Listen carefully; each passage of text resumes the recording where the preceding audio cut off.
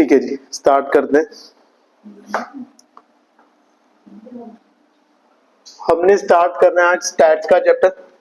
Stats में ना मतलब ये चैप्टर है तो वैसे इजी है, पर इसमें एक छोटी सी प्रॉब्लम है कि इसको स्टार्ट करने से पहले एक बार इसके थोड़ा सा कॉन्सेप्ट भी देखना पड़ेगा, फिर इसके फॉर्मूलाज की एक लिस्ट है, एक वो रेडी करेंगे, उसके बाद इसके क्वेश्चंस तक पहुंचेंगे। कॉन्सेप्ट पे तो जितना टाइम मतलब मिनिमम टू मिनिमम हो पाएगा उतना ही देंगे, पर फॉर्मूलाज में टाइम लग सकता है, फिर उसके बाद क्वेश्चंस पे आएंगे।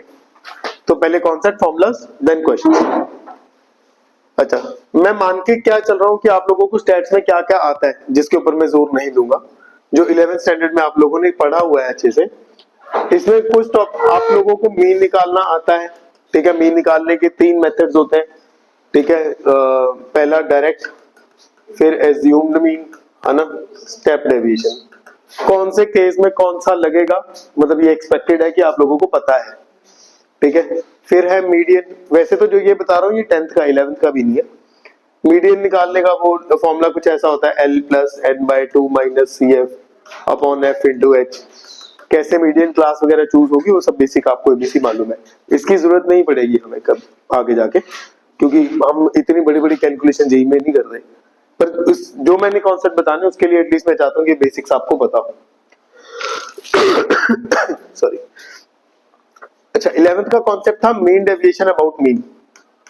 मीन डेविएशन अबाउट मीन, उसमें हम क्या करते थे, हम एक पहले मीन निकाल लेते थे, फिर हर एक टर्म में से उस मीन को माइनस कर देते थे, जो भी टर्म्स यहाँ बनती थी उनका मॉड करते थे, फिर जो ये नई टर्म्स जनरेट हुई हैं इनका मीन करते थे नंबर ऑफ टर्म्स के साथ, नंबर ऑफ टर्म्स के साथ इसका मीन करते थे, फाइंड आउट, ठीक है। इसको बोलते थे मीन डेविएशन अबाउट मीन। यही सेम बिहेवियर, हाँ जी हाँ जी हाँ जी हाँ जी, summation. Mean deviation about median में भी क्या होता था, आप यहाँ पे जहां पे हमने x बार रखा है वहां पे आप मीडियन रख लेते हो, नीचे समीशन है, ठीक है। ठीक है जी, ये था mean deviation about mean and median. फिर था वेरिएंस। ये वो एक्सपेक्टेशंस हैं कि आप, मतलब मैं फिर से बता रहा हूँ कि आप लोगों को ऑलरेडी मालूम है, ऐसा मैं मान के चल रहा हूँ। इसके आगे एक लेवल बढ़ा के अब शुरू करेंगे हम। वेरिएंस में क्या करते हैं, हम मॉड की जगह डाल देते हैं स्क्वायर, ठीक है। और इसमें सिर्फ इसमें मीन ही होता है, इसमें मीडियन वाला केस नहीं होता वेरिएंस में। एक स्टैंडर्ड डेविएशन होता है, स्टैंडर्ड डेविएशन इस वेरिएंस का अंडर रूट ही है, स्टैंडर्ड डेविएशन वेरिएंस का अंडर रूट ही है। आप लोगों को ये मालूम है कि ये जो मीन एंड मीडियन होता है इनका बेसिक मीनिंग क्या है, मीन एंड मीडियन का बेसिक मीनिंग क्या है। मीन एंड मीडियन का बेसिक मीनिंग होता है सेंट्रल वैल्यू। कोई डेटा आपको दे दिया, उसकी सेंट्रल वैल्यू क्या होगी, दैट इज मीन और मीडियन, बेस्ड ऑन कि आप किस तरह से सेंट्रल वैल्यू देखते हो। अलग अलग नजरिया होता है सेंट्रल वैल्यू देखने का, एक मीन भी सेंट्रल वैल्यू का काम करती है, मीडियन भी सेंट्रल वैल्यू का काम करती है, पर दोनों को निकालने का तरीका अलग अलग है। इनका क्या मतलब होता है, ये सारे एक ही कैटेगरी को बिलोंग करते हैं, जिसको बोलते हैं डिस्पर्शन। डिस्पर्शन, कितना डेटा आपका सेंट्रल वैल्यू से दूर दूर तक फैला हुआ है, उस फैलेपन को हम बोलते हैं कि वो उसका डिस्पर्शन है, कितना एक फैला हुआ है। जैसे अगर आप 49, 50, 51, एक ये डेटा है और एक डेटा है 0, 100, 150, दोनों का मीन निकालोगे तो 50 आएगा, इसका भी मीन 50 आएगा, इसका भी मीन 50 आएगा। सेंट्रल वैल्यू तो दोनों की सेम है, सेंट्रल वैल्यू तो दोनों की सेम है, ठीक है। ये शायद मैंने गलत लिख दिया ना, 0, 50, 100 ऐसे सेंट्रल वैल्यू को तो दोनों की ही सेम है। पर ये बहुत कम फैला हुआ है, अब ये अपनी सेंट्रल वैल्यू से सिर्फ एक एक पॉइंट ही दूर है, ये अपनी सेंट्रल वैल्यू से 50-50 पॉइंट दूर है ना, तो इसकी डिस्पर्शन ज्यादा है। तो ये जो मेथड्स हैं, mean deviation about mean, median, variance, standard deviation, ये सारे के सारे आपको वो बताते हैं कि आपका डेटा कितना सेंट्रल वैल्यू से दूर दूर तक फैला हुआ है, राइट, ठीक है। अब हम कुछ पॉइंट्स है, ये आप लोग मेंशन लिखोगे सारे, फिलहाल एक बार समझ लो पहले क्या है। xi माइनस x बार कहता, अगर आप हर एक टर्म में से x बार माइनस करो, या तो हमने या तो उसका मॉड कर लिया था, स्क्वायर कर लिया था, कहता अगर आप कुछ भी ना करो तो आंसर हमेशा 0 आएगा। हर एक टर्म में से अगर आप सेंट्रल वैल्यू माइनस करोगे, x बार माइनस करोगे, तो आंसर हमेशा 0 आएगा। वो 0 आने की रीजन इसलिए है कि मान लो आप सेंट्रल वैल्यू में हो, जब छोटी वाली वैल्यूज इसमें से माइनस करी तो नेगेटिव आ गया आंसर, बड़ी वाली इसमें से माइनस करी तो पॉजिटिव आ गए। वो सारे नेगेटिव पॉजिटिव आपस में कट जाते हैं, क्योंकि बिल्कुल सेंटर में है ना, तो जितनी छोटी वैल्यूज होती है उतनी बड़ी वैल्यूज होती हैं। तो वो आप जब माइनस करते हो तो प्लस माइनस वाले आपस में कट के 0 दे देते हैं। दूसरा, ठीक है, कहता मान लो आपके पास कुछ ऑब्जर्वेशंस है xi, ये वो है कि पहले कुछ और था, फिर आपने उसमें कुछ मल्टीप्लाई कर दिया या ऐड कर दिया या सब्ट्रैक्ट कर दिया। एक बार देख लेते हैं। कहता आपके पास कुछ ऑब्जर्वेशंस है xi, कुछ आपके पास ऑब्जर्वेशंस है xi, ऑब्जर्वेशंस है xi। आपने क्या करा, हर एक ऑब्जर्वेशन में कुछ मल्टीप्लाई कर दिया या फिर आपने हर एक ऑब्जर्वेशन में कुछ ऐड कर दिया। देखते हैं इससे क्या डिफरेंस आता है। अब मीन में क्या डिफरेंस आएगा। पहले ओरिजिनली जो भी ऑब्जर्वेशन थे उनका लेट्स से मीन x बार था ओरिजिनली, बाद में आपने जब अल्फा से मल्टीप्लाई कर दी हर एक टर्म, तो ये हो जाएगा अल्फा x बार। जो भी पहले का मीन था वो भी अल्फा से, टर्म अगर अल्फा से मल्टीप्लाई हो रही है तो ये भी अल्फा से मल्टीप्लाई हो जाएगा। इसको थोड़ा थोड़ा हमें साथ में मतलब समझ के ही चलना पड़ेगा, नहीं तो इतनी चीजें आप रट्टा नहीं मार पाओगे जितनी चीज मैं बताने वाला हूँ। ये अल्फा क्यों आया साथ में, आप सोचो सम ऑफ ऑब्जर्वेशन और नंबर ऑफ ऑब्जर्वेशन है, आपने हर एक ऑब्जर्वेशन को किसी एक नंबर से मल्टीप्लाई कर दिया, वो नंबर कॉमन आ जाएगा, पीछे बचेगा सम ऑफ ऑब्जर्वेशन और नंबर ऑफ ऑब्जर्वेशन, ये कॉमन आया हुआ नंबर पड़ा। थोड़ी थोड़ी बात समझ में आ रही है पक्का। हर एक नंबर को किसी कॉमन नंबर से मल्टीप्लाई करोगे तो वो कॉमन ही आ जाएगा ना वापस, तो वो बाहर पड़ा है। ओके, तो अगर आपने कोई नंबर ऐड किया है हर एक टर्म में, ठीक है, तो क्या होगा फिर,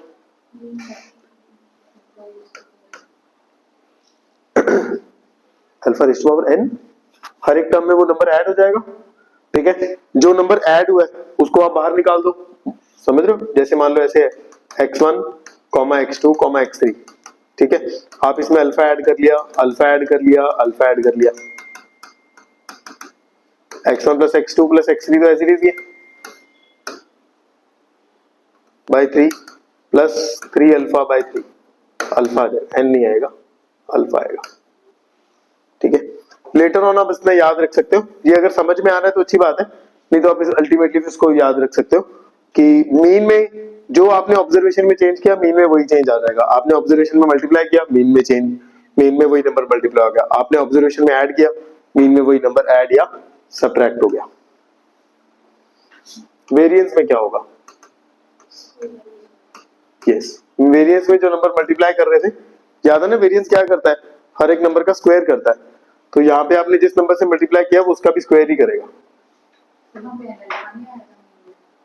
नहीं बच्चे, वो डिवाइड बाय हो जाना ना n, जब आप करोगे n नहीं आएगा, जैसे मैंने लिखा था ना ये, तो इसका मीन क्या आएगा, सबको ऐड करके डिवाइड बाय 3, वो जो n आना ना इसके साथ, आने 3n ही है, आने 3n ही है, पर वो 3 लेके चला जाएगा, 3n plus x1 plus x2 bye ऐसे। अब जो ये 3 है इसके साथ बना के मीन बनाएगा, इसके साथ वो 3 घट जाएगा, तो अल्टीमेटली वो n ही बचेगा, जो मतलब आपने नंबर ऐड किया है वही नंबर बचेगा। पता लगे वो कहाँ गया। इसमें अल्फा स्क्वायर आ जाएगा, इसकी ज्यादा डिटेल में नहीं जाएंगे, ये को थोड़ा कॉम्प्लिकेटेड है। अच्छा, वेरिएंस क्या थी, वेरिएंस थी डिस्पर्शन। आप समझो कि एक डेटा है, आपने हर एक डेटा को मूव कर दिया। 4 बच्चे यहाँ बैठे थे, एक पर्टिकुलर गैप था उनके बीच में, मैंने चारों को उठा के एक एक टेबल, एक एक चेयर आगे शिफ्ट कर दिया। अब उनके बीच में गैप तो सेम ही है ना, अगर 4 बच्चे मान लो एक रो में बैठे हैं, मैंने चारों बच्चों को उठा के एक एक बेंच आगे कर दिया, तो एक एक बेंच आगे करने से भी तो उनके बीच में डिफरेंस सेम ही रहेगा, उनके बीच का गैप तो नहीं चेंज होगा। इस वजह से जब आप इसमें कुछ ऐड करते हो तो आपका जो वेरिएंस है वो सेम रहता है, वेरिएंस रिमेन्स इंटैक्ट। वेरिएंस के बाद स्टैंडर्ड डेविएशन जो है वो, अगर इसकी सिग्मा है तो यहाँ अल्फा स्क्वायर का अल्फा रह जाएगा, ठीक है, और यहाँ भी सेम है। वो जो स्क्वायर का है वो अंडर रूट करते हैं ना। वेरिएंस और स्टैंडर्ड डेविएशन में कभी सोचना ही नहीं, आपको वेरिएंस मालूम है, standard deviation is always just simply under root of variance. यहाँ पे अंडर रूट किया, यहाँ पे अंडर रूट किया, यहाँ पे अंडर रूट किया। सिंपल लग रहा है पक्का? ठीक है, ये काफी इंपॉर्टेंट चीज है, इसको यूज करेंगे बीच में। तीसरी चीज है, मैं आपको थोड़ा सा आइडिया दे देता हूँ, ये काम आएगा तो ठीक है, नहीं आएगा तो भी कोई बात नहीं। इसको बोलते हैं सिमेट्रिक डिस्ट्रीब्यूशन। अब इसके ज्यादा डिटेल में नहीं जाएंगे, बस आप मान लो कि अगर डिस्ट्रीब्यूशन सिमेट्रिक है, सारी डिस्ट्रीब्यूशंस जो है वो लगभग ऐसी दिखाई देती हैं। शायद आप पूछोगे कि डिस्ट्रीब्यूशन क्या होता है ना। चलो, अब अभी मान लो कि जो डेटा है हमारा, डेटा को एक एंगल से प्रेजेंट किया जाए ग्राफ में, तो वो कुछ ऐसा दिखाई देता है, जिसमें जितना डेटा इधर है उतना ही इधर है। अगर सेम अमाउंट इधर हो और सेम अमाउंट इधर हो तो उसको बोलते हैं सिमेट्रिक डिस्ट्रीब्यूशन। अगर ऐसा होता है तो उस डेटा में जो ये मिडल वाली लाइन है, यही मीन बनती है, यही मीडियन बनती है और यही मॉड बनती है। अगर डेटा आपका सिमेट्रिक डिस्ट्रीब्यूशन में है, आपका डेटा सिमेट्रिक डिस्ट्रीब्यूशन में समझ लो कुछ ऐसे है कि जितना मिडल वैल्यू से इधर डेटा फैला हुआ है दूर दूर तक, उतना ही मिडल वैल्यू से इधर डेटा फैला हुआ है, एकदम सिमेट्रिकली बटा हुआ है डेटा आपका, ठीक है। मिडल वैल्यू से जितना इधर है उतना ही इधर है। इससे बस इतना की आइडिया लेना जरूरी है। इसके बेस पे हम क्यों ये कर रहे हैं, कहता है कि इस पे बेस पे अगर आप सिमेट्रिक डिस्ट्रीब्यूशन के बजाय एक स्क्यूड डिस्ट्रीब्यूशन देखो, स्क्यूड होती है हिली हुई,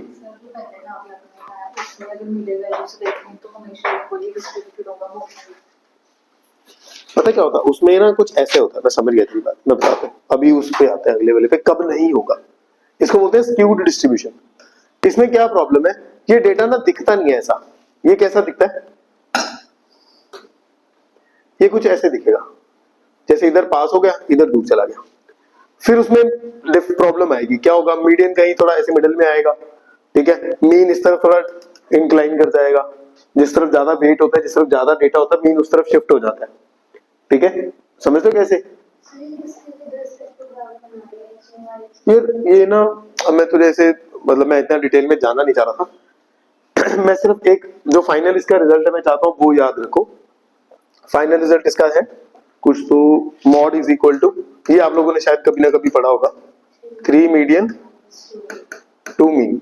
ये उसी को थोड़ा समझाने का एक मतलब मैं कोशिश कर रहा था कि ये कैसे बना, ठीक है, कि ये वैसे ना डिस्ट्रीब्यूशंस अपने आप में एक बहुत बड़ा मतलब टॉपिक है जो हमारे जेई का नहीं है, ठीक है, ऐसा नहीं जेई का पार्ट है, वो जेई का टॉपिक नहीं है, इसलिए उसके ऊपर मैं ज्यादा जोर नहीं दे रहा हूँ।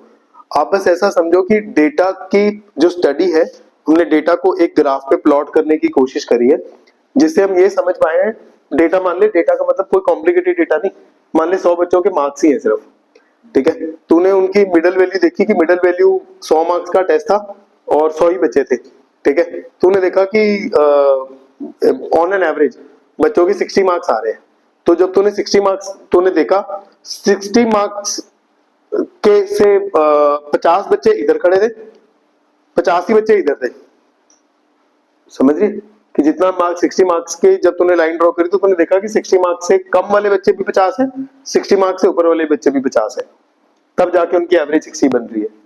तो वो एक तरह से बस ये समझाने की कोशिश हो रही है कि डेटा इक्वली फैला हुआ है अपनी सेंट्रल वैल्यू के अगेंस्ट, सेंट्रल वैल्यू से इक्वली फैला हुआ है। आपने देखा, आपने एक चीज ऑब्जर्व करी कि जब मैं मीडियन ले रही हूँ तो मीडियन भी 60 आ रहा है, तब भी डेटा इक्वली इधर उधर है, जब मैं मॉड ले रही हूँ तब भी डेटा इक्वली फैला हुआ है, तब भी वो सेम आ रहा है, ठीक है। उसको बोलते हैं सिमेट्रिक डिस्ट्रीब्यूशन, कि आपकी मिडल वैल्यू से जितना लेफ्ट पे है उतना ही राइट पे है, उतना ही ऊपर है उतना ही नीचे है, समझ रहे हो।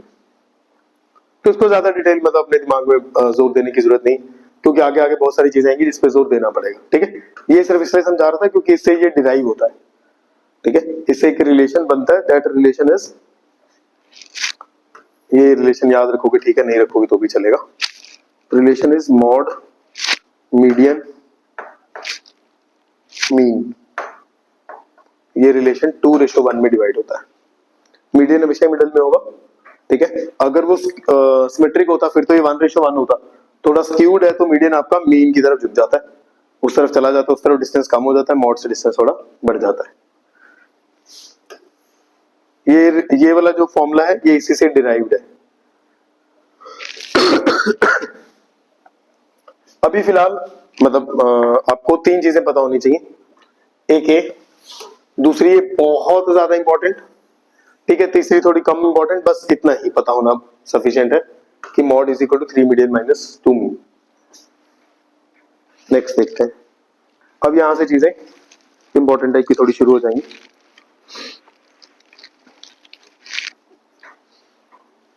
चौथा पॉइंट है square of deviations. Square of deviation, deviation समझते हो किसको बोलते हैं? वो जो xi माइनस एक्स बार, उसको डेविएशंस बोलते हैं। ये दिस इज डेविएशंस, ठीक है, दिस इज ऑल्सो डेविएशन। यहां डेविएशन का मॉड हो रहा है, यहां डेविएशन का स्क्वायर हो रहा है। तो कहता है square of deviations is always minimum around mean. ये एक क्वेश्चन की तरह ही पूछा जा सकता है, कॉन्सेप्चुअल क्वेश्चन की तरह, कि जो डेविएशंस है, डेविएशंस आप मीडियन से भी ले सकते थे, आप मॉड से भी ले सकते थे, आप मीन से भी ले सकते थे, आप किसी रैंडम नंबर से भी उसकी डेविएशंस ले सकते थे, ठीक है। पर कहता है जब डेविएशंस सबसे मिनिमम तब आती है जब वो डेविएशंस अराउंड मीन ली जाए। तभी आपने ऑब्जर्व किया होगा वेरिएंस में मीडियन वाला फॉर्मूला नहीं है कोई, वेरिएंस में डेविएशन सिर्फ मीन से ही ली जा रही है ना। तो इसीलिए ली जा रही है क्योंकि स्क्वायर ऑफ डेविएशन जो है, क्योंकि वहां पे डेविएशंस का स्क्वायर हो रहा होता है, ठीक है, और वो मीन के अराउंड अगर डेविएशंस का स्क्वायर करोगे तो आपको मिनिमम मिलेगा, ठीक है। मीन के अराउंड अगर आप डेविएशंस का स्क्वायर करोगे तो उसका जो ओवरऑल सम मिलेगा, square deviation value of minimum is 5। हां, ये इतनी ही चीज है, छोटे कॉन्सेप्ट की तरह पूछा जा सकता है अगर पूछा जाएगा तो। आप इसको ऐसे याद रख सकते हो कि जो हमारे पास ये वेरिएंस है, ठीक है, वेरिएंस को के लिए हम मीन सिर्फ इसलिए चूज करते हैं क्योंकि स्क्वायर ऑफ डेविएशन जो है अराउंड मीन मिनिमम आंसर करता है, वहां से सबसे कम वैल्यू डेविएट होती है। अगर आप किसी और जगह जाओगे तो डेविएशन बहुत ज्यादा हो जाएंगी। नेक्स्ट, हाँ ये सही है, जरा ध्यान से देखो। जितना जैसे सेकंड इंपॉर्टेंट था, ये सेकंड वाला इंपॉर्टेंट था, ऐसे अब ये लास्ट वाला फिफ्थ पॉइंट इंपॉर्टेंट है। कहता मान लो आपके पास दो डेटाज हैं, data set 1, data set 2, data set 2। आपके पास पहले डेटा में n1 आइटम्स है, दूसरे डेटा में n2 आइटम्स है। आपने इनको मर्ज करना है, डेटास को मर्ज करना है, पहले n1 पॉइंट से साथ में n2 पॉइंट से। तो जो न्यू डेटा आएगा दोनों को मर्ज करके, न्यू डेटा जो मर्ज करके आएगा उसमें n1 प्लस n2 टर्म्स हो जाएगी। मर्ज करना मतलब आपने इकट्ठा कर दिया, पहले 15 टर्म्स थी, पहले वाले इसमें लेट्स से 15 थी, इसमें 10 थी, आपने उनको इकट्ठा कर दिया तो 25 होगी। पहले में अगर मीन x1 बार था, दूसरे में x2 बार था, तो इसका मीन क्या आएगा पता है किसी को? Yes right, n1 x1 bar plus n2 x2 bar divided by n1 plus n2। समझ में आया कुछ? ये पता लगा क्या किया मैंने? आओ थोड़ा सा डिटेल में चलते हैं, क्योंकि उसी डिटेल को हमने फिफ्थ, इसके बाद ये कॉन्सेप्ट खत्म हो जाएगा, फॉर्मूलाज चलेंगे। फॉर्मूलाज में यही चीज डिस्कस करनी है जो अब हम करने लगे।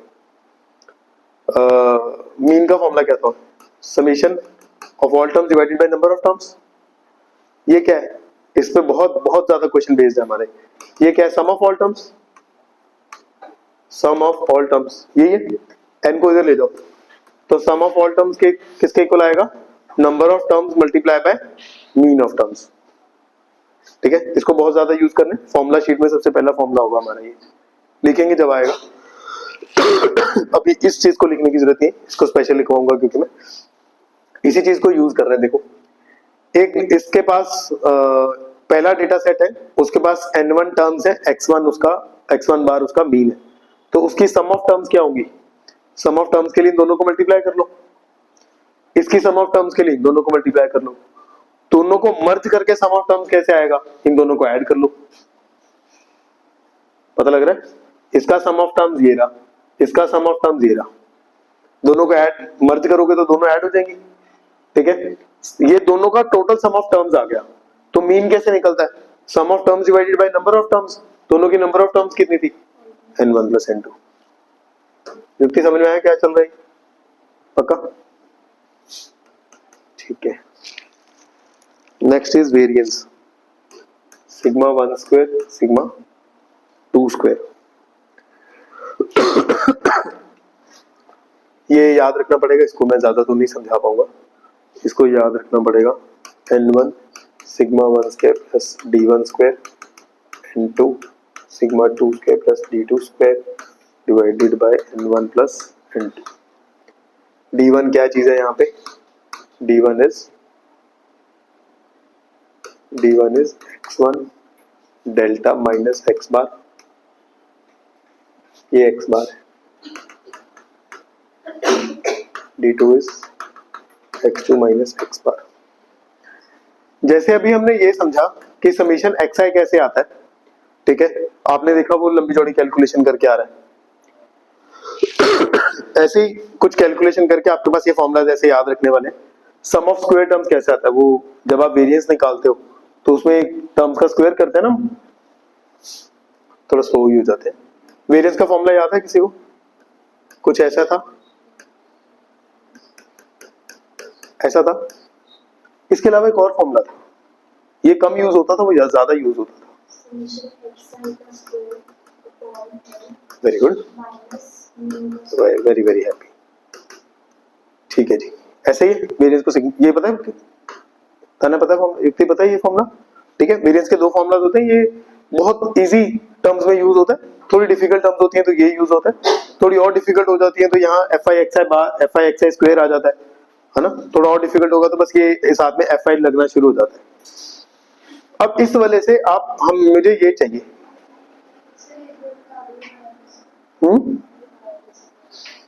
ये आया कैसे? थोड़ा कोशिश करते हैं कि जल्दी जल्दी करें। इसको करो ऐसे, स्क्वायरिंग कर लो, ऊपर स्क्वायर ओपन कर लो, अंदर xi square minus x bar square plus x bar square minus 2xi x बार। याद रखना x बार नंबर है, x bar is a single number, xi है टर्म्स, सारी टर्म्स। अगर आप xi का स्क्वायर करते हो, इसको ऐसे ही रहने दो, भी इसको ऐसे ही रहने दो, x बार इसका भी समीशन हो जाएगा, इसका भी समीशन हो जाएगा। x बार स्क्वायर तो एक नंबर है ना, नंबर तो बाहर आ जाता है समीशन से, अंदर क्या छोड़ के जाता है? n, summation of 1 is n। पता कि नहीं बताइए? अगर कोई data i running from 1 to n है और अंदर कांस्टेंट है तो ये क्या बनता है? kn बनता है, ऐसे ही होता है। तो इसी को ही हमने x बार स्क्वायर था, वरना x बार स्क्वायर के साथ n लगा दिया क्योंकि वो एक नंबर है। साथ में यहाँ पे 2 और x बार नंबर है तो वो इससे समीशन से बाहर निकल आएंगे, समीशन xi अंदर छोड़ के जाएंगे।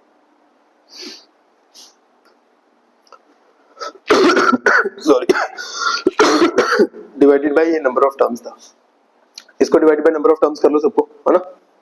पता नहीं divide by number of terms था पीछे, divide by number of terms. इसको इसके नीचे करो, xi स्क्वायर बाय n, इसके नीचे करोगे तो ये कट जाएगा, n कट जाएगा, x बार बचेगा। एक सेकंड थोड़ा सा हाँ, इसके नीचे करोगे x बार हो जाएगा, इसके नीचे करोगे 2x बार, साथ में ये क्या है? ये 2x बार, साथ में समीशन xi बाय n हो जाएगा, विच इज अगेन x बार। कुछ प्लीज हाँ या ना बोलो। हार्दिक, ज्यादा फास्ट तो नहीं हो रहा? ये पता लगा अभी? पहले x बार स्क्वायर पड़ा था हमारे पास ऑलरेडी, n काट के x बार स्क्वायर छोड़ के गया था वो, माइनस 2x बार था, ये तो एज इट इज ही पड़ा है, समीशन xi बाय n होके वो x बार बन गया। ये क्या बन गया? 2x bar square minus 2x bar square हो गया प्लस x बार स्क्वायर, क्या बन जाएगा? Minus x bar square. ये वो फॉर्मूला जो बना रहे थे, है ना? ठीक है, चलो उस पे आते हैं वापस।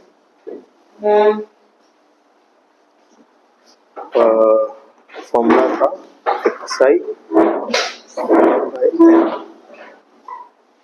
Summation xi square by n minus x बार का स्क्वायर।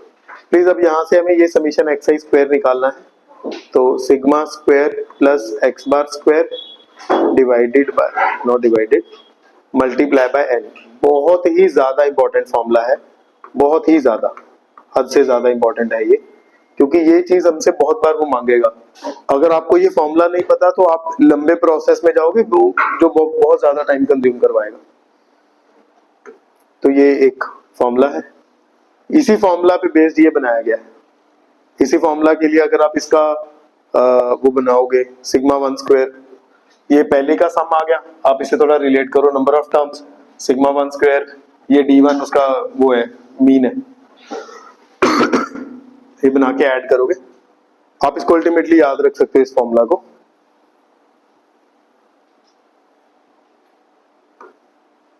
ये हमारे 3 है मर्ज करने वाले फॉर्मूला, मर्ज करने वाले फॉर्मूलाज 3 है।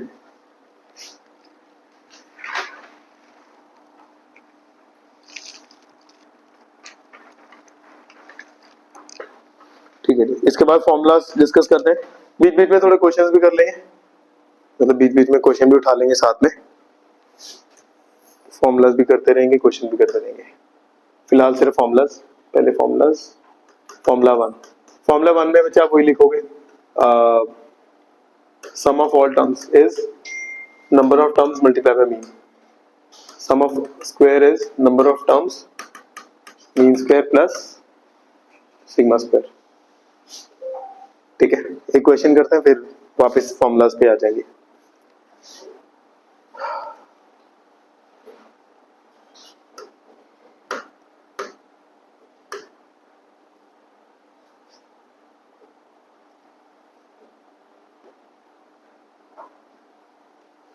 स्टैट्स का क्वेश्चन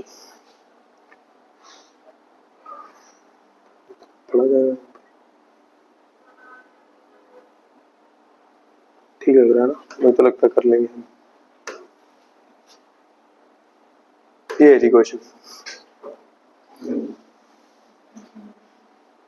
क्वेश्चन में कह रहा है कंसीडर 10 ऑब्जर्वेशन, 10 ऑब्जर्वेशंस का डेटा है, और वो उसके लिए कह रहा है xi minus alpha is equal to 2 है, xi minus beta whole square is equal to 40 है, where alpha beta are positive integers, let the mean and variance of the observation is. मतलब हमें x बार गिवन है 6/5 और हमें sigma square given है, variance given है,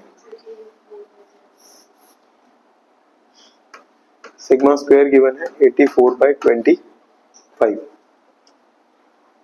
मांग क्या रहा है हमसे, बीटा अपॉन अल्फा की वैल्यू मांग रहा है। तो एक बार देखते हैं जरा इसको, प्लीज जरा ध्यान से देखो, ये वाली चीज तो सबसे पहले गिवन है xi minus alpha, i running from 1 to 10 is equal to 2, ये सबमिशन दोनों पे कर दो, i running from 1 to 10, i running from 1 to 10 alpha is equal to 2। ये क्या हो जाएगा,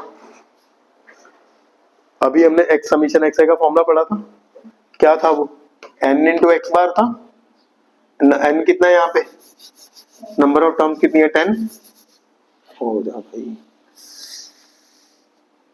नंबर ऑफ टर्म्स कितनी है 10, x बार गिवन है हमें 6/5 माइनस अल्फा कांस्टेंट है, अल्फा मल्टीप्लाई बाय 10 हो जाएगा, इसकी कटिंग वगैरह कर लो, 12 उधर से 2 इधर आ जाएगा, 10 अल्फा, अल्फा की वैल्यू कितनी आ गई 1, गलत तो नहीं आई मेरी, ठीक है, ठीक लग रहा है, सर समझ में आ रहा है।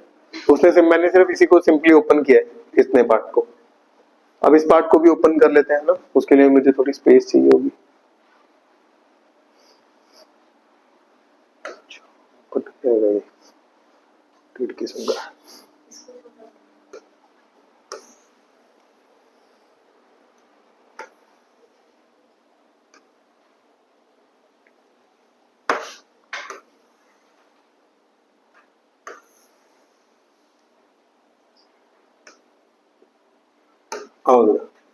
इसके प्लीज ध्यान से ब्रैकेट्स ओपन करना, छोटी छोटी कैलकुलेशंस है, आप लोगों का मुझे पता उतना होल्ड नहीं होगा समीशंस ओपन करने का या उसके स्क्वायर्स को हैंडल करने का, तो थोड़ा केयरफुली छोटी छोटी कैलकुलेशंस को देख लेना। xi माइनस बीटा का होल स्क्वायर, इसका समीशन करना है आई रनिंग फ्रॉम 1 to 10। इसका स्क्वायर ओपन कर लो, 2xi beta summation I running from 1 to 10 is equal to 40 given है ये। अच्छा, पहले आ गया समीशन xi का स्क्वायर, देखते हैं इसको करेंगे डी। फिर आ गया बीटा स्क्वायर का समीशन, फिर आ गया 2xi बीटा का समीशन इज इक्वल टू 40। इसको निकालने के लिए एक फॉर्मूला अभी हमने थोड़ी देर पहले डिस्कस किया था, n x bar square plus sigma square, किया था ये डिस्कस थोड़ी देर पहले। इससे पहले एक ही फॉर्मूला डिस्कस किया अभी तक, है ना, पिछले पेज पे, ये वाला नीचे वाला, ठीक है, ये तो हो गया। अभी थोड़ी देर पहले हमने डिस्कस किया था कि ये कांस्टेंट है, एक बीटा स्क्वायर देख, अल्फा बीटा तो कांस्टेंट्स है ना, हर पॉजिटिव इंटीजर्स, बीटा स्क्वायर तो कांस्टेंट है, तो beta square multiply bye n हो जाएगा। मिस्टर पता है कैसे हम लिख रहे हैं, beta square multiply bye n क्यों लिख रहे हैं, नहीं पता? याद रखने हैं, कुछ फॉर्मूलाज बता दो। अगर समीशन ऑफ अ कांस्टेंट है that always gives k multiply by n, n is a number of terms, summation में कुछ टर्म्स होगी, कितनी टर्म्स ऐड करनी है। अभी इसकी जरूरत यहाँ पड़ नहीं रही है इस फॉर्मूला की, पर क्योंकि जस्ट लिखा हुआ है तो मैं डिस्कस कर रहा हूँ। xi अगर यहाँ पे ये हो i running from 1 to 10, 1 to n sorry, तो होता है n इंटू एन प्लस 1/2। अगर यहाँ पे आ जाए आई स्क्वायर तो होता है n into N plus 1 into 2n plus 1/6। फिलहाल इसके ऊपर तुम फोकस करो, ये ज्यादा काम करेगा कि कोई भी कांस्टेंट अगर समीशन के अंदर है अकेला, अगर अकेला है तो वो साथ में n मल्टीप्लाई करवा लेता है, अगर उसके साथ कोई वेरिएबल बैठा है तो ये खुद बाहर निकल जाएंगे कांस्टेंट्स, अंदर वेरिएबल को छोड़ जाएंगे। ठीक है जी, इसमें से सारी वैल्यूज हमें मालूम है एक्सेप्ट बीटा। हमें n मालूम है कितना है 10, हमें x बार मालूम है कितना है 6/5, तो वो कितना हो जाएगा 36/25। हमें वेरिएंस मालूम है कितना है 84/25, तो यहाँ पे लिख लो 84/25 का स्क्वायर। ठीक है, नहीं ठीक, वेरिएंस स्क्वायर ही होता ऑलरेडी, है ना, 84/25 बीटा स्क्वायर, ये तो हमें निकालना है, चलो, है ना, 10 माइनस 2 बीटा तो हमें निकालना है। समीशन xi ये तो निकाल चुके हैं पहले हम, समीशन xi निकाला ना हमने, समीशन xi nx बार समीशन xi निकाला था कहीं क्या, वो ये मल्टीप्लाई कर दिया था 10 इंटू 6/5, है ना, वो कैलकुलेशन अगर समझ में आई थी तो ये पूरा 12 बन रहा है, 12 बन रहा है। नहीं तो यहाँ पे आप nx बार का फॉर्मूला लगा लो, और क्या, इसको करो 36 प्लस 84 कितना होगा, 36 प्लस 84 120, 120 10 120, आप लोग अगर ऐसे कैलकुलेशन कर सकते हो 25 और ये 100, 4 हो जाएगा, 12 4 48, 10 beta square minus 24 beta square is equal to 40। Quadratic बन रही है, ये 24 बीटा है, स्क्वायर नहीं है, ठीक है, क्वाड्रेटिक बन रही है, तो थोड़ा सिंप्लीफाई वगैरह कर लो, तो 10 beta square minus 24 beta minus 8, ऐसे चलेगा, 48 माइनस 40 ना, इसमें से कुछ कॉमन आ रहा है तो निकाल लो,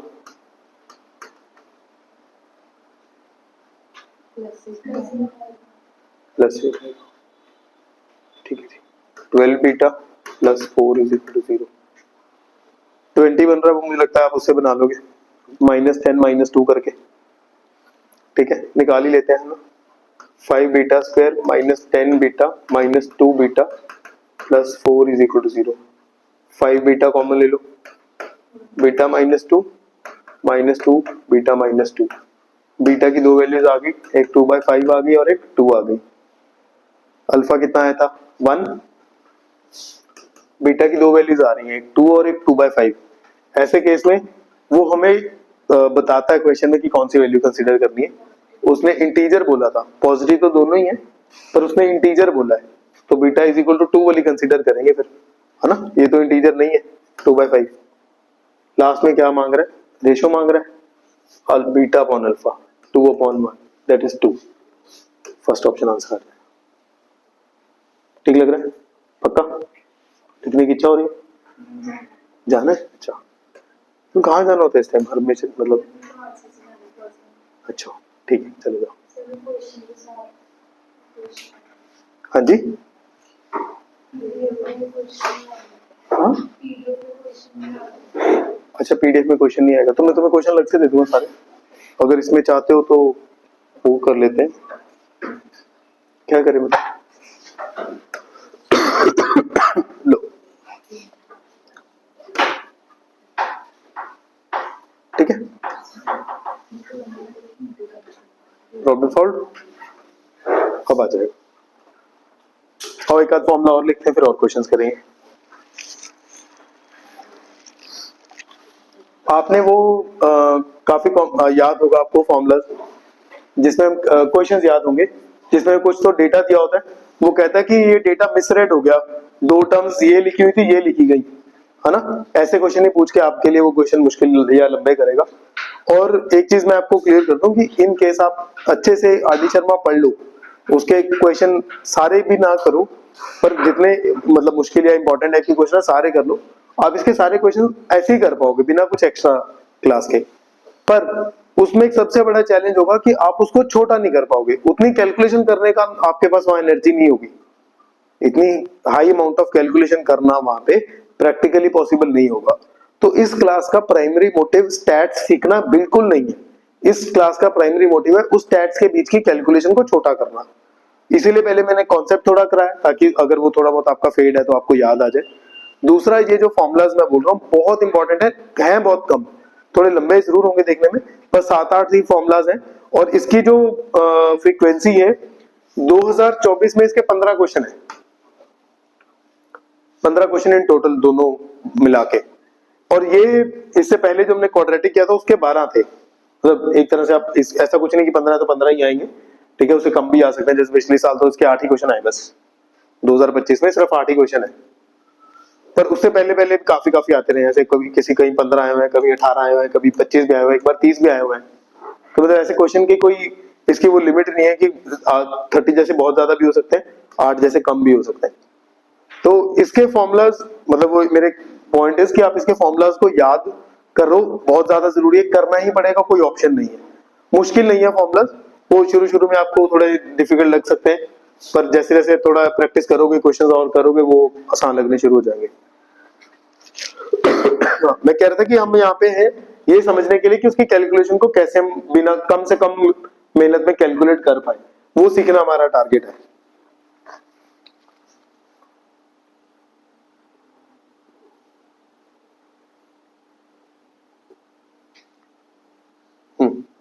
अगर कुछ if some quantities change,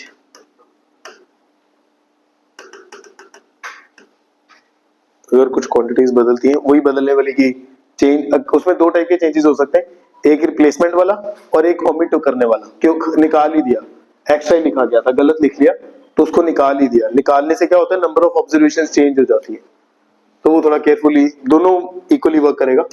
summation of new terms minus summation of old terms is equal to n times summation of new mean minus summation of old mean.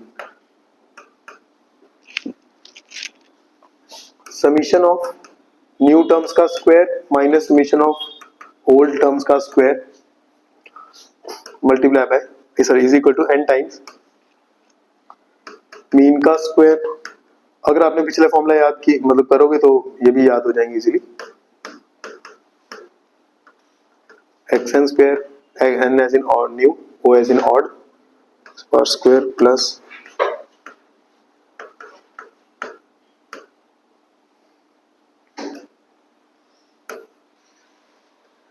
ठीक है।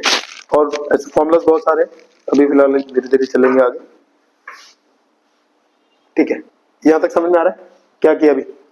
ये हम वो न्यू सम माइनस ओल्ड सम, new squared सम minus old squared सम, के formulas लिख रहे हैं। ये लगभग फॉर्मूला सेम ही है जो हमने पहले करे हैं उसके जैसे। देखो जैसे यहाँ पे एक्स बार प्लस सिग्मा स्क्वायर कर रहा है, ठीक है, एक्स बार का गैप ये एक्स बार का गैप है, ये सिग्मा स्क्वायर का गैप है। क्वेश्चन देखते हैं और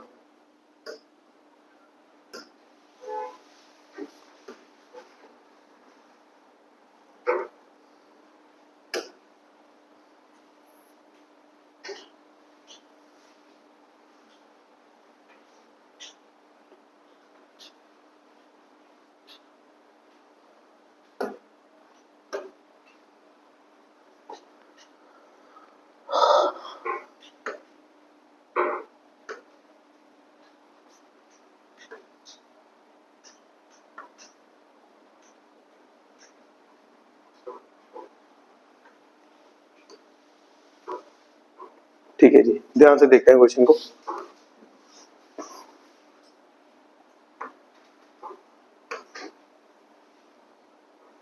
Let the median and mean deviation about the median of 7 observation is 170। ध्यान से देखना, भी बड़ा कुछ सीखने को मिलेगा इस क्वेश्चन में। कह रहे हैं कि एक डेटा का median and mean deviation about median, कितनी ऑब्जर्वेशन है? 7। मीडियन है, आगे जाके दो टर्म्स दे दी, ये रहा मीडियन और ये रहा mean deviation about the median. उसमें से 5 टर्म्स हमारे पास डायरेक्ट है और 2 टर्म्स ए बी है। Find the mean deviation about the mean of the 7 observations is. कैसे क्वेश्चन को डील करना, बहुत केयरफुली देखो। आप में जैसे मैंने बोल रहा था कि अगर आप सारा कॉन्सेप्ट जानते हो तो आप कॉन्सेप्ट से क्वेश्चन कर पाओगे अल्टी, पर इस क्वेश्चन को करने में 10 मिनट लगा दोगे, और उस 10 मिनट का काम कैसे 1 मिनट में करना वो समझने की कोशिश करते हैं। मीडियन है हमारे पास 170।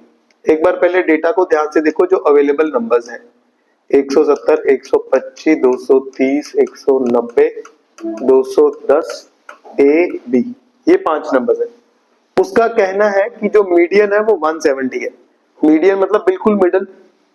मीडियन का मतलब क्या होता है कि सारे डेटा को असेंडिंग ऑर्डर में अरेंज करो, मिडल में मीडियन होगा। ये मीडियन का बेसिक मीनिंग होता है, पता है आयुष? असेंडिंग ऑर्डर में अरेंज करो, जो मिडल में है वो मीडियन है, ठीक है। तो मैंने कहा कि इसका मतलब 170 अगर मीडियन है तो 170 मिडल में होगा। फिर टोटल टर्म्स कितनी है? 1 2 3 4 5 6 7, 7 टर्म्स है ए बी मिला के, ये लास्ट वाला ए एंड बी मिला के। मैंने कहा 7 टर्म्स है, एक मिडल वाली 170 है, तो 6 टर्म्स के अकॉर्डिंग ये होगा सोच, 3 इधर 3 इधर, सोच लो, ठीक है मिस्टी, ठीक है। उसने बोला 2 चीजें ना यहाँ पे। अच्छी बात क्या है कि डेटा में भी 170 अवेलेबल है और मीडियन भी 170 है, तो हमने उसको 170 को मिडिल में रख लिया। 3 टर्म्स आगे 3 टर्म्स पीछे। आगे वाली इससे बड़ी होंगी, मतलब ये इस तरफ राइट साइड वाली 170 से बड़ी होंगी और लेफ्ट साइड वाली 170 से छोटी होंगी। 125 लेफ्ट साइड पे आएगा, कहाँ आएगा एग्जैक्टली पता नहीं, पर लेफ्ट साइड पे आएगा। 125 230 राइट साइड पे आएगा, एग्जैक्ट नहीं पता कहाँ आएगा, तो 230 राइट साइड पे आएगा। 190 भी राइट साइड पे आएगा, 210 भी राइट साइड पे आएगा। तो राइट साइड के तो तीनों नंबर्स अवेलेबल है हमारे पास, सारे 170 से ऊपर है। इसको असेंडिंग ऑर्डर में अरेंज कर लो फिर, 190 210 230, ठीक लग रहा है? लेफ्ट साइड के नंबर जो 170 से छोटे हैं, ऑब्वियस सी बात है 125 तो खैर क्लियरली ही है। अब जो पर ए और बी बचे हैं, हमें इसके बारे में ये इंफॉर्मेशन डेटा को अरेंज करने से पता लगी कि ये भी 170 से छोटे ही होंगे पक्का। ये 170 से बड़े नहीं हो सकते। अगर ये 170 से बड़े होते तो 170 मीडियन ना होता उसका, नहीं? ठीक लग रहा है? पक्का? ठीक है जी। तो हमें इतना पता लग गया कि जी ये डेटा में कुछ इस तरह से अरेंजमेंट है। आगे वो हमें क्या बता रहा है? Mean deviation about median. ये जरा ध्यान से देखना, यहाँ पे कुछ कैलकुलेशंस आपको सीखने को मिलेंगी। मीन डेविएशन अबाउट मीडियन वैसे कैसे निकलता है? xi माइनस मीडियन का सम divided by number of terms, है ना? नंबर ऑफ टर्म्स जिसको कैपिटल N भी बोलते हैं, समीशन fi भी बोलते हैं। नंबर ऑफ टर्म्स थोड़ा ज्यादा बेटर रहता है लिखने के लिए। अच्छा, अब ये मीडियन है, हर एक टर्म में से ये माइनस होगा, हर एक टर्म में से ये माइनस होगा, है ना। अभी तो मैं लंबा लंबा लिख रहा हूँ, बट लेटर ऑन मैं आपको बताता हूँ कैसे इसको कट शॉर्ट में लिख सकते हो आप। 125 में से 170 माइनस करो, कितना आएगा? फिर -50, मॉड लगने के बाद वो बन जाएगा 50। मैं भी ऐसे ही लिख लेता हूँ ताकि आपको शॉर्टकट भी समझा पाऊँ। 125 माइनस 170, ठीक है।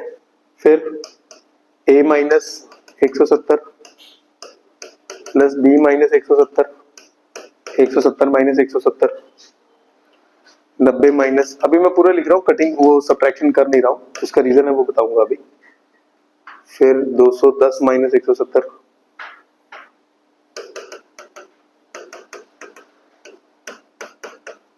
230 minus 170 divided by number of terms, divided by number of terms. अगर आप ध्यान से देखो, हमें मालूम है कि मॉड के अंदर अगर नंबर पॉजिटिव होता है तो मॉड हटके एक पॉजिटिव देता है, मॉड के अंदर अगर नंबर नेगेटिव होता है तो मॉड हटके नेगेटिव देता है। ये सारे तीनों नंबर्स नेगेटिव होने वाले हैं क्योंकि तीनों नंबर 170 से छोटे थे, 125 से भी। ये नंबर 170 से बड़े हैं तीनों के तीनों, ठीक है। तो अगर मैं इसका ओपन कर लेता, ये सब दिमाग में करने वाली कैलकुलेशन है। 170 माइनस 125 हो जाएगा, ये इसको नेगेटिव मिल जाएगा मॉड हटके, तो ये 170 माइनस ए हो जाएगा, इसको नेगेटिव मिल जाएगा 170 माइनस बी हो जाएगा।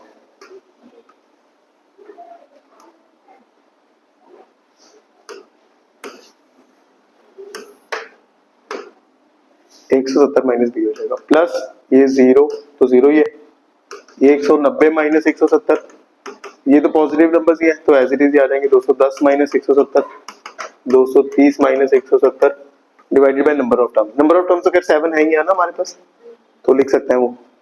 अब इसका फायदा क्या है कि 170 170 170 ये सारे कट जाएंगे, ठीक है। ये चीज आपको, अगर आप यहाँ पे ये समझ पाते हो कि मीडियन बिल्कुल सेंटर में है, लेफ्ट पे भी 3 टर्म्स है, राइट पे भी 3 टर्म्स है, तो ये हर केस में ही होगा। अगर आपके मीडियन से लेफ्ट और राइट में, मतलब जो भी आप ये सबट्रैक्शंस कर रहे हो, अगर इसके लेफ्ट और राइट पे सेम नंबर ऑफ टर्म्स है तो ये हमेशा ही होगा कि ये नंबर हमेशा कट ही जाएगा 170 वाला, ठीक है। मतलब ये बात समझ में आई तो अच्छी बात है, नहीं आई तो आप इसको ओपन करके कर सकते हो, कोई प्रॉब्लम नहीं है।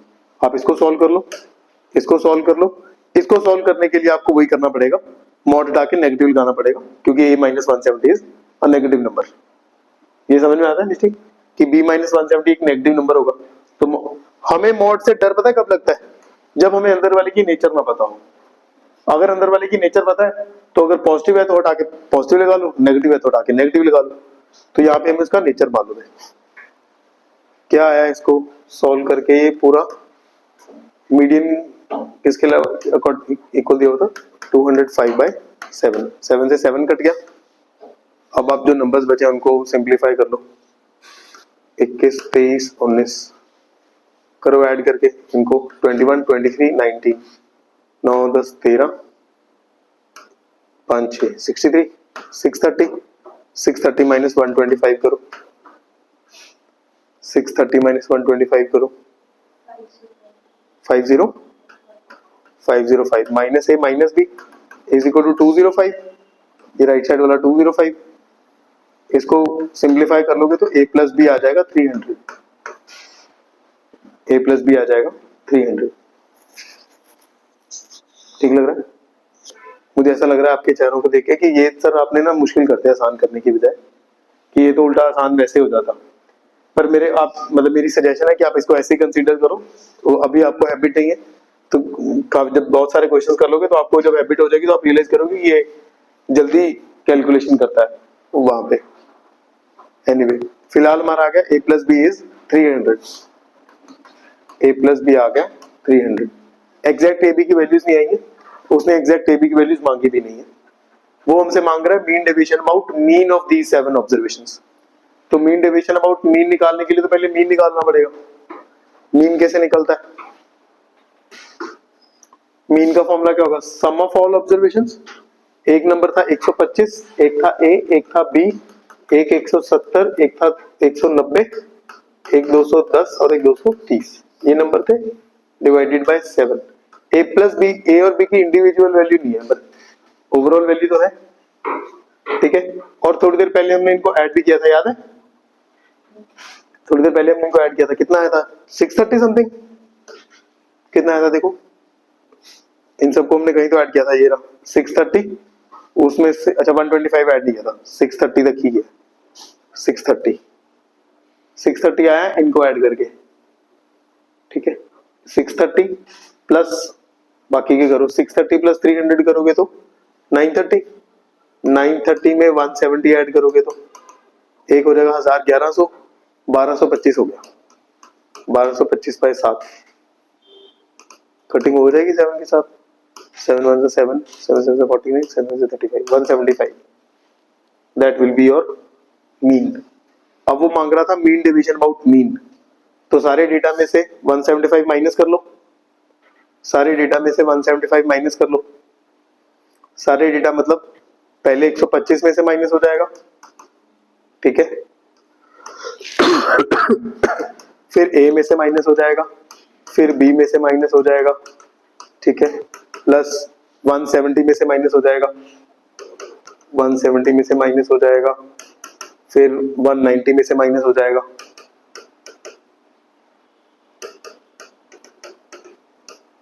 फिर 210 में से माइनस हो जाएगा, 230 में से माइनस हो जाएगा, divided by number of terms. आप चाहो तो इंडिविजुअली सॉल्व कर सकते हो, कंफर्ट पे है। मुझे ऐसा लगता है कि अगर हम इसके ब्रैकेट्स ओपन करेंगे तो ये 175 175 175, ये 175 ये 175 ये 175 कट जाएंगे।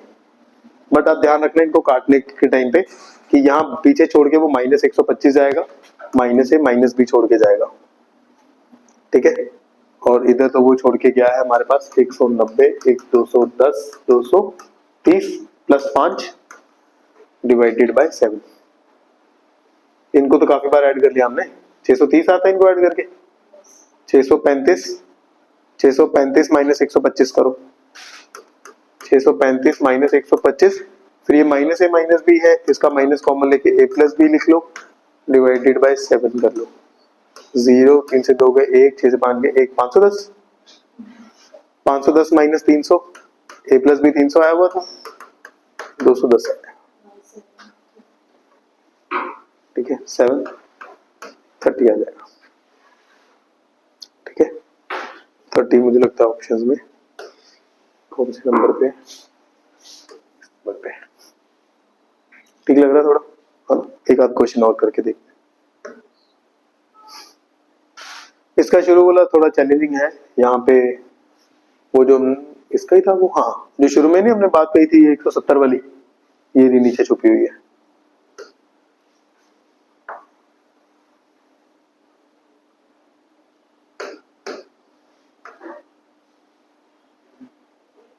ये वाली चीज, ये काफी इंपॉर्टेंट है, ये नॉर्मल मतलब ऐसे क्वेश्चन में नहीं आपको देखने को मिलती कि हमारे पास मीडियन गिवन था, हमने उसको ही रीअरेंज करके लिखा हुआ था।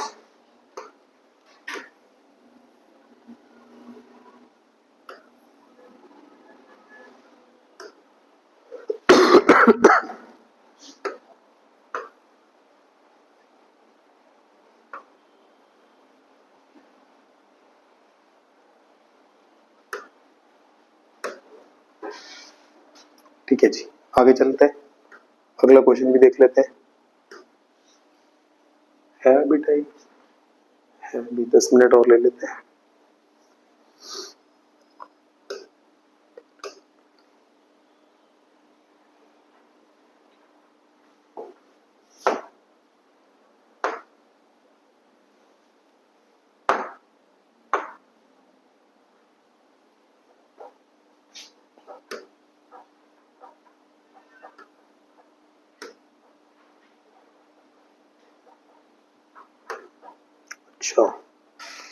अच्छा क्वेश्चन है ये भी, गुड क्वालिटी क्वेश्चन।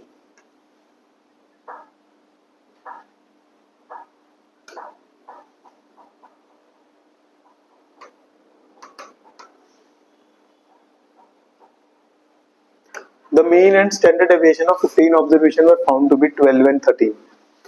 एक डेटा में हमारे पास नंबर ऑफ टर्म्स है 15, मीन है 12 और स्टैंडर्ड डेविएशन यानी सिग्मा है 3 और सिग्मा स्क्वायर हो जाएगा 9।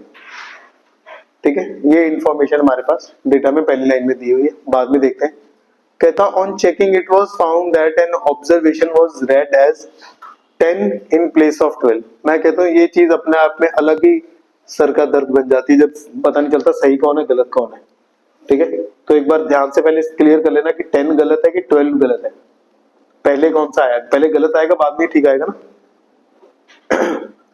और नीचे की it was found that an observation was read as 10 in place of 12। Read as 10, wrong is 10, right is 12। Wrong right से ज्यादा इंपॉर्टेंट है ओल्ड और न्यू। पहले 10 थी, न्यू बाद में हमारे लिए 12 हो गई। If mu and sigma square are the mean and variance of, okay, कहता न्यू एंड सिग्मा स्क्वायर, अच्छा उसमें सिग्मा स्क्वायर यूज कर लिया, फिर हम कुछ और लिख ले, हम यहाँ वेरिएंस एंड स्टैंडर्ड डेविएशन ही लिख लेते हैं। स्टैंडर्ड डेविएशन का स्क्वायर, वेरिएंस क्योंकि उसने ये यूज कर लिया सिग्मा स्क्वायर। म्यू ये न्यू डेटा का है, हाँ जी,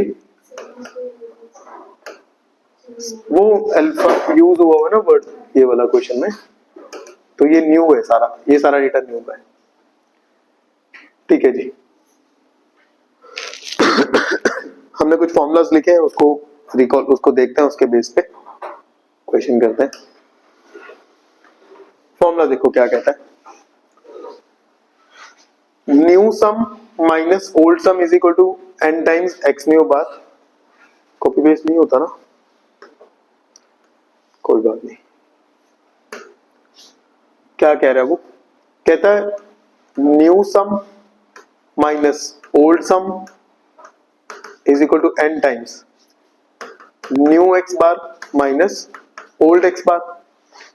न्यू सम कैसे आएगा भाई, न्यू सम निकालने का क्या फॉर्मूला है, न्यू सम के लिए n इंटू एक्स बार। न्यू सम कैसे आएगा,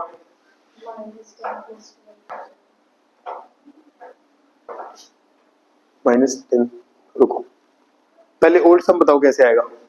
n इंटू एक्स बार, सम कैसे हम n इंटू एक्स बार करते हैं ना, शुरू में ये डीप बात करके हमने n इंटू एक्स बार करो जरा। ओल्ड सम कितना है, n कितना है 12, एक्स बार कितना है, n कितना है 15, एक्स बार है 12, 15 इंटू 12, ये ओल्ड सम था 180। 180 में से रॉन्ग माइनस कर दो, राइट ऐड कर दो, कितना हो जाएगा 182, 182 हो जाएगा। प्लीज बता देना अगर कुछ नहीं समझ में आएगा तो। n15 न्यू मीन कितना है, न्यू मीन हमें उसका नाम अपने न्यू दिया हुआ है उसको, ओल्ड मीन का नाम है 12। सोचो अगर कुछ ऐसा है जो नहीं समझ में आया तो। ठीक लग रहा है,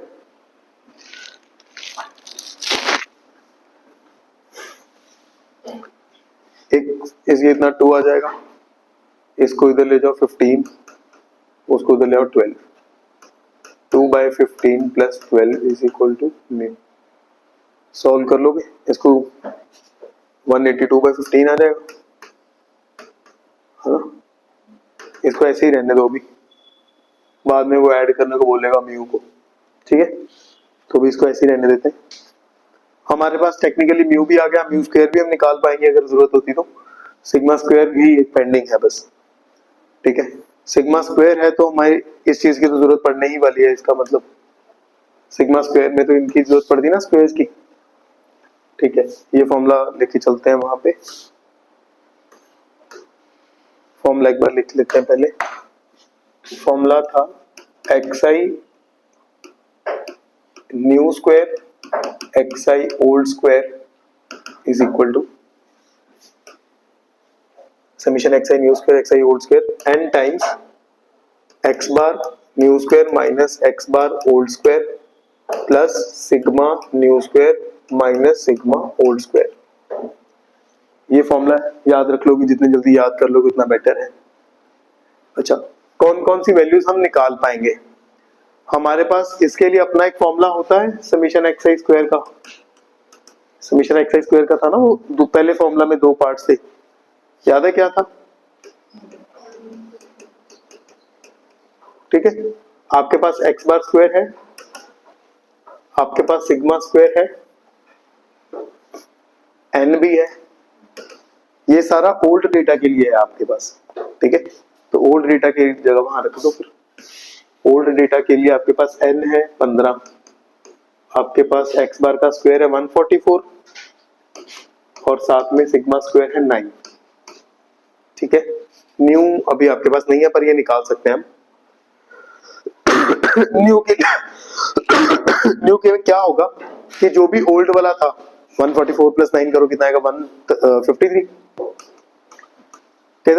होगा क्या, ओल्ड वाले में आप क्या करोगे, ओल्ड वाले में रोम का स्क्वायर माइनस कर दोगे, राइट का स्क्वायर ऐड कर दोगे, यही करोगे।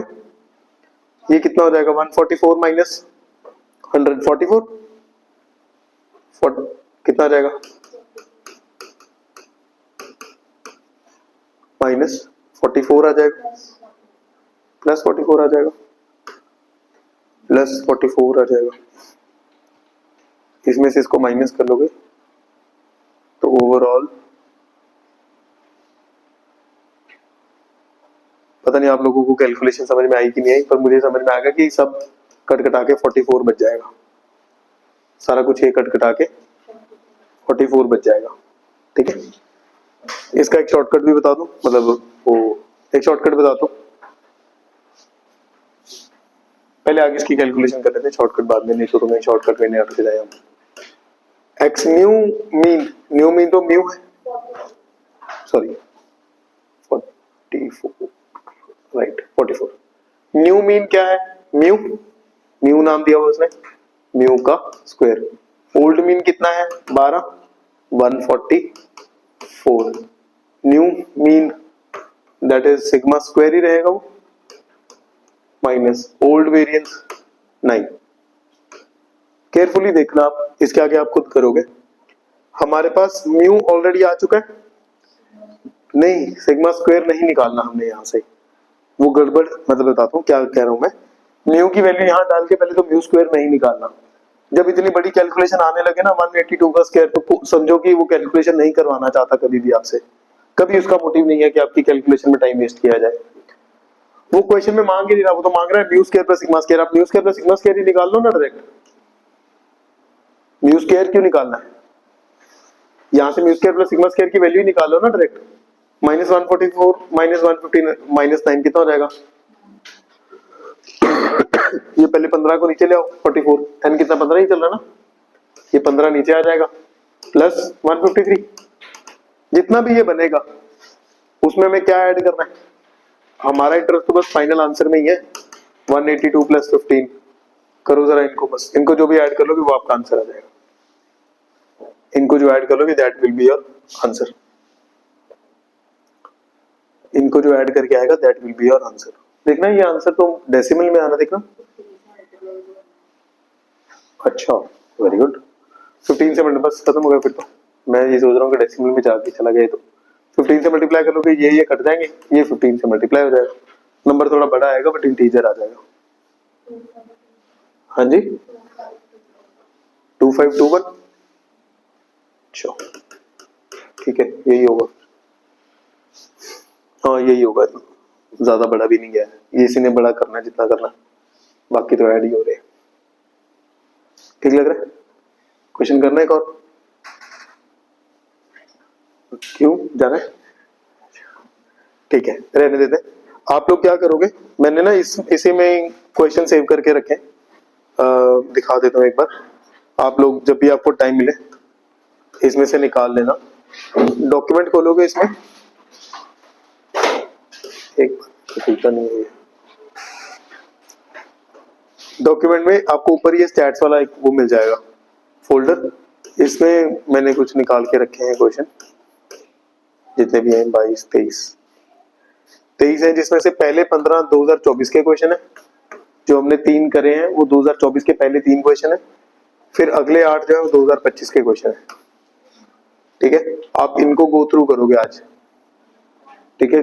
कल होपफुली क्लास लगेगी तो उस क्लास में हम इसी के क्वेश्चंस को ज्यादा फोकस करके आगे बढ़ेंगे। ठीक है, कोशिश करेंगे कि ये अगर 23 क्वेश्चन है तो 23 में से 15-16 क्वेश्चन तो हमारे खत्म हो जाए, ताकि आप लोग बाकी के फिर अटेम्प्ट करने लायक बन जाओ। ठीक है, करके आओगे इसको कल, ये ट्राई करके आना 23 क्वेश्चन हो जाएंगे, तो इसमें से निकालने पड़ेंगे, निकाल लोगे? देखो अगर फोल्डर सेंड होता है तो।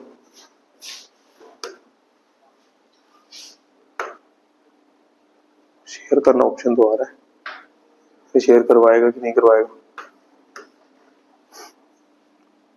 ये वो शेयर नहीं है, कोई और शेयर है। Copy link open another window view,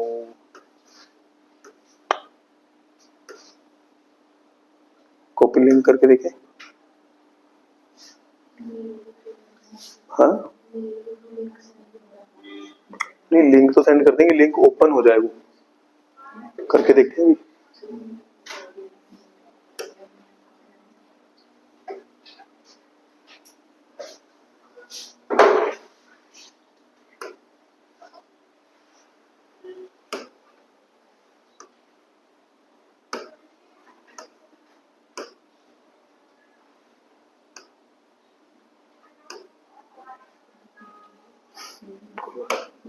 check करके बताओ खुलता है लिंक? तेरे फोन में प्रोग्रेस वाली आईडी लॉगिन है? क्योंकि उसमें तो खुल ही जाएगा, हमें दूसरे में चेक करना है। प्रोग्रेस वाली में खुलने के तो चांसेस ज्यादा है।